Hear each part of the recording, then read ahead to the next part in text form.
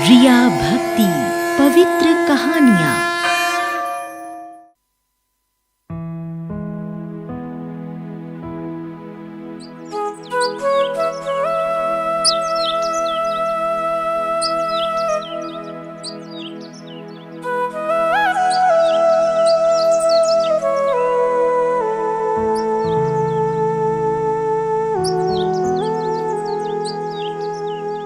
लक्ष्मी नारायण का चमत्कार।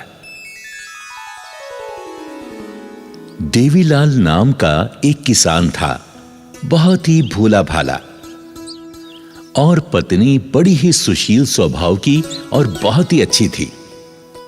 दोनों पति पत्नी धार्मिक विचार के थे।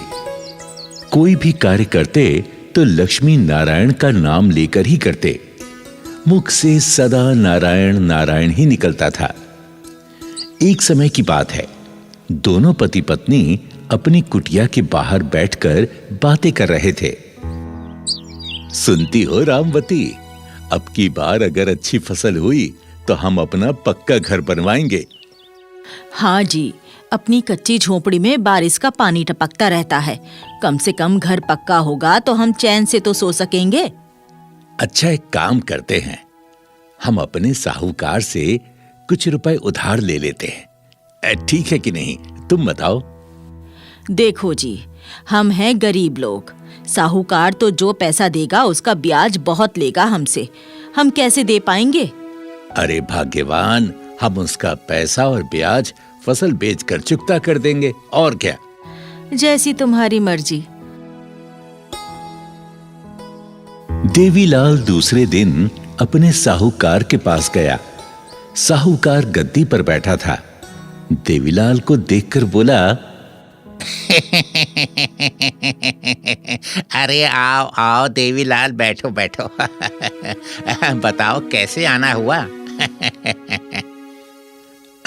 सेठ जी, मुझे पक्का मकान बनवाना है, उसके लिए कुछ पैसों की जरूरत थी।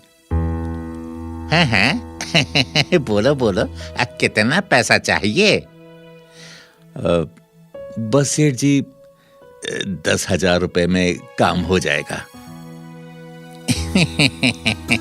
भाई देवीलाल, दे तो दूंगा, मगर 2 रुपए सैकड़ा का ब्याज देना पड़ेगा। हाँ हाँ, मुझे मंजूर है, आप बस दे दीजिए। हाँ, तो ठीक है, लेकिन ये भी तो बताओ कि लौटाओगे कब पैसे हैं? अब साहूकार जी, इसी साल फसल बेच के दे दूंगा।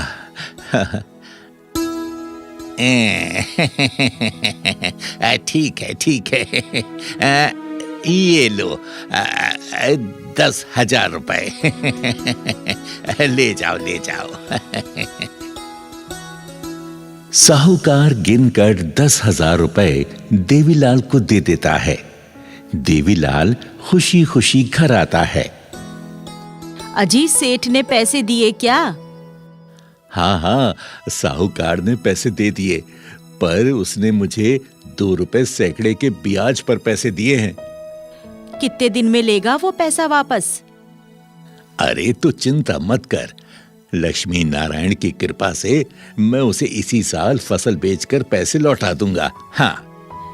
हे लक्ष्मी नारायण, हमारी लाज रख लेना। लेकिन भगवान को तो कुछ और ही मंजूर था। खेतों में फसल पकने का समय आया, तभी ओलावृष्टि से उसकी पूरी फसल नष्ट हो गई।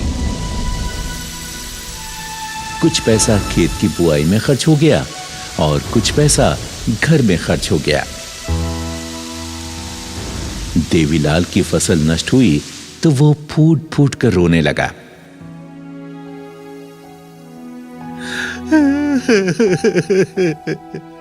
हे लक्ष्मी नारायण, हे मेरे प्रभु, मैं बर्बाद हो गया, लुट गया।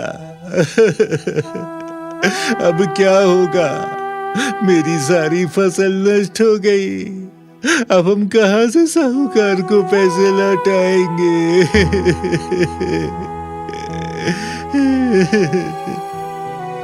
अगर हमने पैसे नहीं दिए तो साहूकार हमारे खेत मकान सब कुछ छीन लेगा। हे नारायण, हे लक्ष्मी नारायण, हमारी रक्षा करो। हमें कोई रास्ता बताओ, हम क्या करें, क्या करें हम। जब फसल नष्ट हो गई तो साहूकार वादा पूरा होने पर देवीलाल के घर आता है। भाई देवीलाल, तुमने जो वादा किया था वो पूरा हो गया। अब मेरे पैसे ब्याज सहित लौटाओ।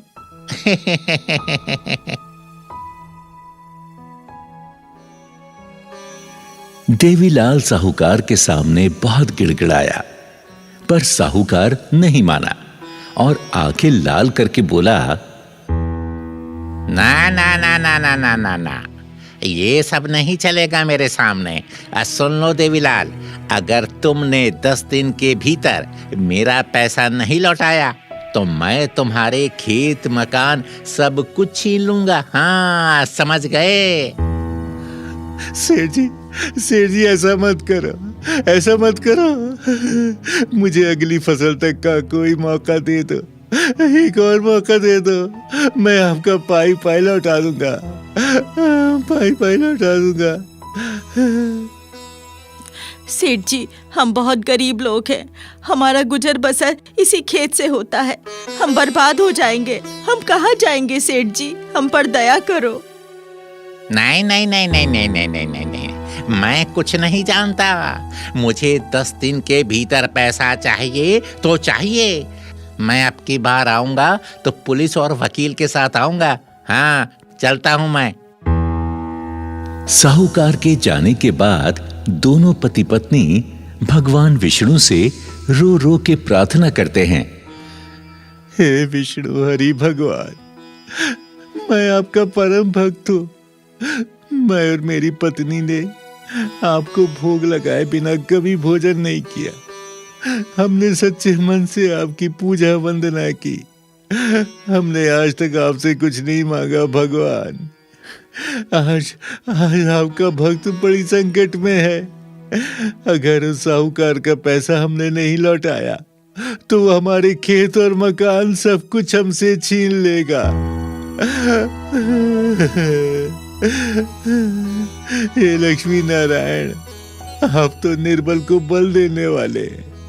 हमारी रक्षा करो प्रभु, हमारी रक्षा करो। इधर देवीलाल विष्णु से प्रार्थना कर रहा था और उधर भगवान विष्णु अपनी शैया पर बैठे देवीलाल का सारा हाल सुन रहे थे। हाल सुनकर वो लक्ष्मी से कहते हैं, सुनो लक्ष्मी, हमारा भक्त संकट में हमें पुकार रहा है। हमें उसकी मदद करनी चाहिए। आदेश कीजिए स्वामी, मुझे क्या करना है? देवी, तुम तो धन धान की देवी हो, उस पर अपनी कृपा बरसाओ।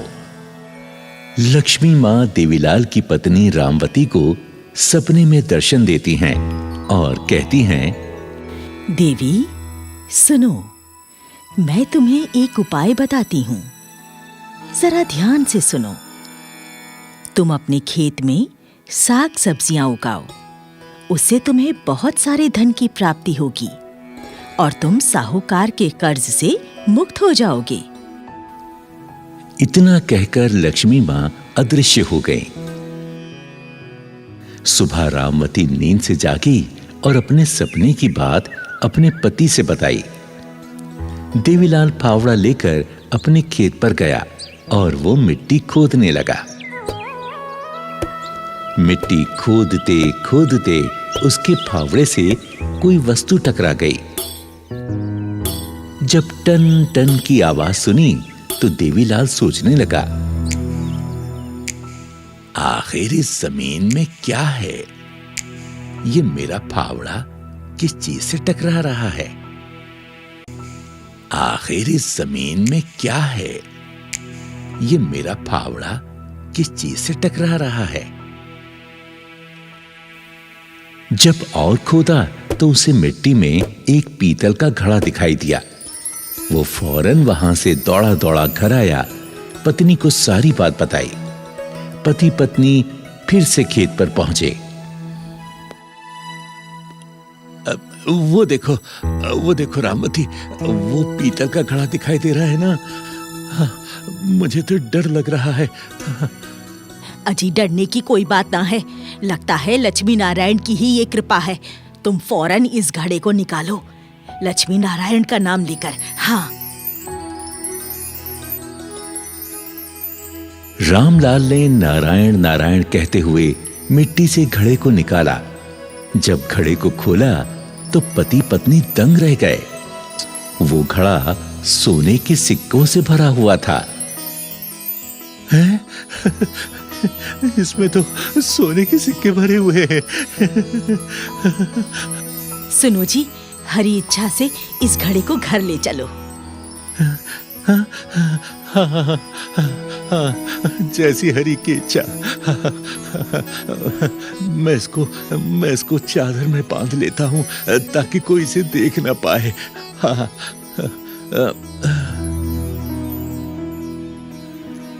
घड़े को एक चादर में बांधकर दोनों पति पत्नी उस पीतल के घड़े को घर ले आए।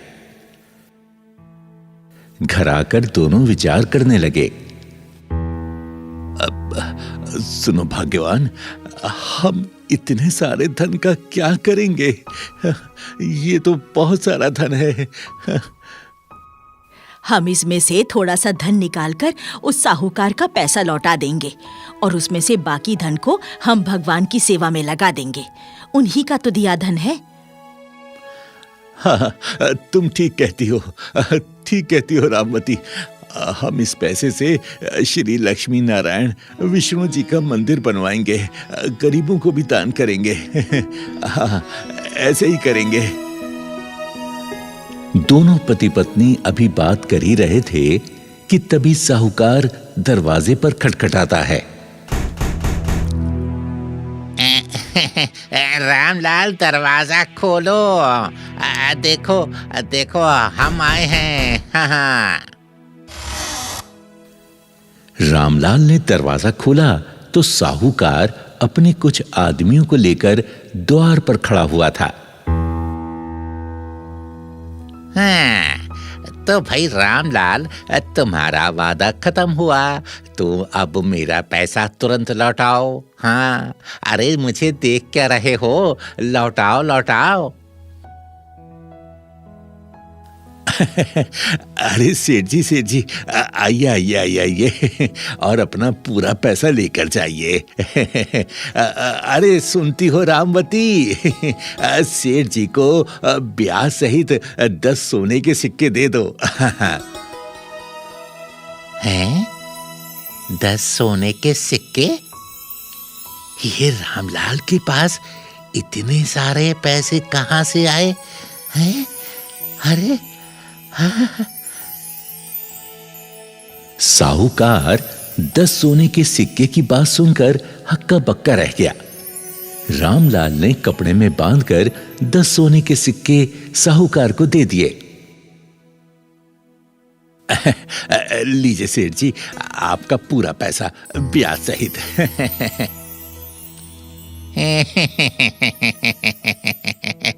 रामलाल, तुम तो लगता है बुरा मान गए। अरे कोई बात नहीं, इतनी जल्दी काहे की है? अरे दे देते पैसे बाद में भी। चलो कोई बात नहीं। भाई मेरा हिसाब तो पूरा हो गया। लेकिन रामलाल, मुझे ये तो बताओ कि ये सोने के सिक्के आए कहाँ से हैं? सेठ जी, ये तो बस मेरे प्रभु नारायण हरि की कृपा है। जय हो।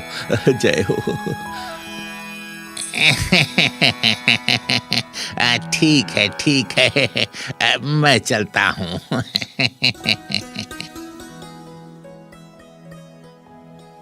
साहूकार घर पहुंचकर सोचने लगा कि रामलाल के पास इतना पैसा आया कहां से। उसने सोचा कि जरूर कहीं से चोरी करके लाया है। उसने साजिश रची, क्यों ना इसकी सूचना पुलिस को दे दी जाए। और दूसरे दिन साहूकार दरोगा के साथ रामलाल के घर पहुंच गया। रामलाल, हमें सूचना मिली है, तुम्हारे पास सोने के सिक्के हैं। जरूर तुमने किसी की चोरी की है। नहीं नहीं नहीं दरोगा जी, ये झूठ है। मैंने किसी की चोरी नहीं की। मैं निर्दोष हूँ। ये तो मेरे हरि नारायण की कृपा है। उन्होंने ही मुझे ये सोने के सिक्के दिए हैं। हाँ। दरोगा जी, हमें जो सोने के सिक्के मिले हैं वो हमारे खेत से मिले हैं। हम पर भरोसा करो। कुछ नहीं, हमें घर की तलाशी लेनी होगी। दरोगा ने तलाशी लेनी शुरू कर दी। इधर रामलाल भगवान विष्णु से प्रार्थना करता है, हे प्रभु हमारी रक्षा करो, हमारी रक्षा करो प्रभु, हमारी रक्षा करो, रक्षा करो प्रभु, हमारी रक्षा करो। वो क्या है? ये घड़ा कैसा है? क्या है इसमें? साहब, उस घड़े में कुछ नहीं है। रामवती के लाख मना करने पर भी दरोगा नहीं माना। जैसे ही उसने उस घड़े को छुआ, दरोगा अंधा हो गया। अरे अरे अरे, मुझे तो कुछ भी दिखाई नहीं दे रहा है। अरे क्या हो गया? अरे ये क्या हो गया? मुझे कुछ दिखाई क्यों नहीं दे रहा है? अरे ये क्या हो गया? और उधर साहूकार भी चिल्लाने लगा, अरे मुझे कुछ भी दिखाई नहीं दे रहा है। अरे ये क्या हो गया मुझे? जरूर ये दोनों बुढ़िया बुढ़े जादूगर हैं। ओहो, मुझे बचाओ, बचाओ, मेरी आंखों में दर्द हो रहा है। मैं इस घड़े को नहीं छूऊंगा। ये क्या हो गया? मुझे क्षमा कर दो रामलाल, मुझे क्षमा कर दो, मुझे क्षमा कर दो रामलाल। अब मैं इस घड़े को नहीं छूऊंगा। ओहो, मेरी आंखों में दर्द हो रहा है। मुझे बचा लो, मुझे बचाओ। रामलाल, ये सब तुम्हारी सच्ची भक्ति का चमत्कार है। हमें क्षमा करो, क्षमा कर दो हमें। दरोगा और साहूकार दोनों नाक रगड़कर श्री नारायण विष्णु से क्षमा मांगते हैं। हे लक्ष्मी नारायण, हमें क्षमा कर दो, हमें क्षमा कर दो। हे लक्ष्मी नारायण, हमें क्षमा करो, हमें क्षमा कर दो, हमारी आंखें ठीक कर दो। भगवान विष्णु की कृपा से दोनों की आंखें ठीक हो जाती हैं। उन्हें पहले की ही तरह सब कुछ दिखाई देने लगता है। रामलाल, तुम्हारी भक्ति सच्ची है। हमें क्षमा कर दो, हम जा रहे हैं। हमें क्षमा कर दो। हाँ रामलाल, मुझे भी क्षमा कर दो। मैंने तुम पर चोरी का इल्जाम लगाया। क्षमा कर दो, मैं भी जा रहा हूँ। हाँ। चलो कोई बात नहीं, लेकिन कभी भी गरीब का दिल ना दुखाना। गरीब के दिल में भगवान बसते हैं। हाँ। दरोगा और साहूकार चले जाते हैं। रामलाल ने अपने घर में श्री विष्णु और लक्ष्मी का मंदिर बनवाया और दोनों पति पत्नी आनंद पूर्वक जीवन यापन करने लगे। अरे भाग्यवान, भगवान का शुक्रिया अदा करो और प्रेम से बोलो, जय जय श्री लक्ष्मी नारायण भगवान, जय जय श्री लक्ष्मी नारायण भगवान। जय हो श्री महालक्ष्मी, माँ तेरी सदा ही जय। जय हो मैया, जय हो महालक्ष्मी माँ, तेरी सदा ही जय।